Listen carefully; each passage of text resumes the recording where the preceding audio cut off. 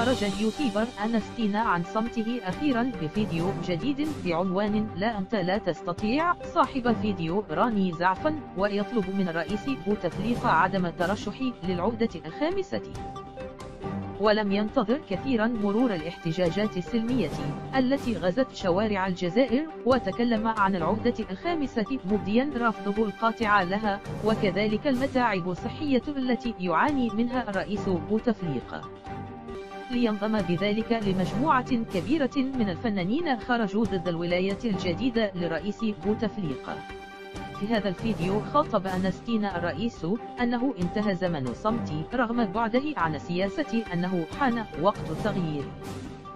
تحدث باسم الشباب الذين خرجوا في مظاهرات سلمية حضارية، وباسم الشعب الذي يريد التغيير بشدة وبطريقة سلمية وراقية دون شتم ودون تجريح، وبصدق تم رافضين للعقدة الخامسة، وأنه شاب مثل كل الجزائريين كل له طريقته للإدلاء برأيه، في حين يبقى العديد من الفنانين يلتزمون الصمت إزاء ما يحدث هذه الأيام في الجزائر.